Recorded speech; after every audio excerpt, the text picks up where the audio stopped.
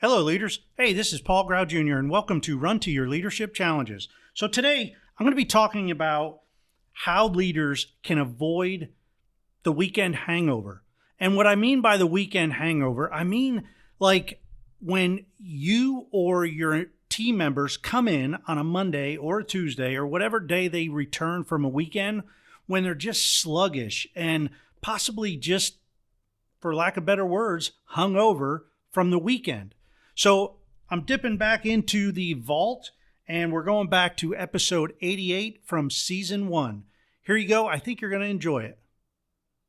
Hello. Have you ever noticed how some of your people are dragging after a 3-day weekend? Maybe I'm describing you. If your people are struggling to get motivated after a long weekend, or after any weekend for that matter, they just may be experiencing a weekend hangover. Or they may just not like the particular job that you have them doing. Today's challenge is going to talk about what we can do as leaders to minimize the amount of team members we have getting weekend hangover. Okay, let's get into today's challenge of weekend hangover. So maybe you've never experienced this, but I know there have been many times that I simply hated going to work on the first day following a long weekend, or worse yet, a vacation. Man, it was painful. First of all, I had to go back to a job that I didn't really enjoy. Secondly, I had to face all those coworkers that I may not have absolutely loved. And of course, there was all the work that piled up while I was away. It seems like the longer you're on vacation, the more work you have waiting for you, right?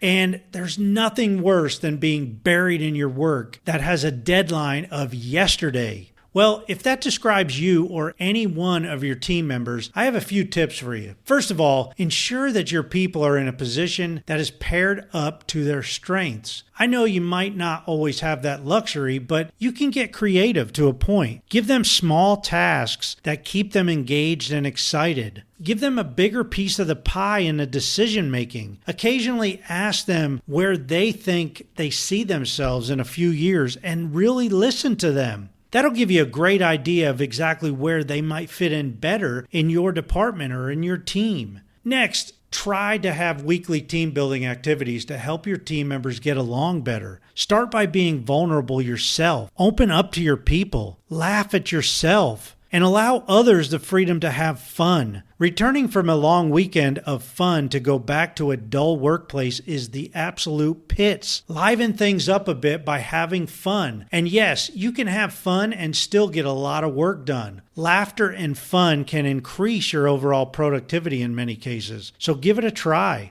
Some fun team builders don't have to take long, and a great way to kick off the morning after a long weekend is to have a team meeting, or a roll call if you will, to kick things off, and just have everyone share what they did over the weekend. Have them share their best moments, their new adventures that they did, or maybe their bad memories, something that went terribly wrong. The key is to get them talking and sharing while it's still fresh in their minds. Have them open up. Get them laughing first thing in the morning. Any kind of team building activities are an excellent way to enhance your relationships and morale.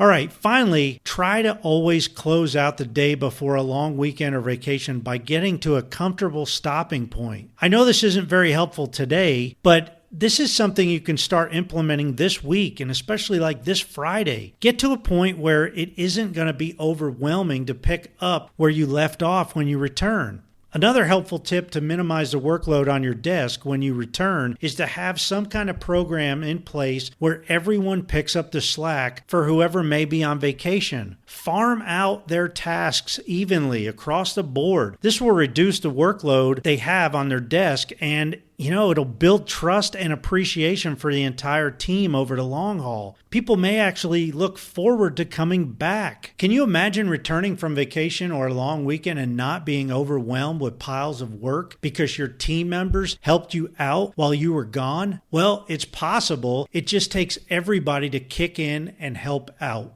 Well, I hope you enjoyed this episode. As always, please share this briefing with your friends, your coworkers, and every other leader you know, and especially your HR directors and your CEOs, so your entire organization can run to your challenges together.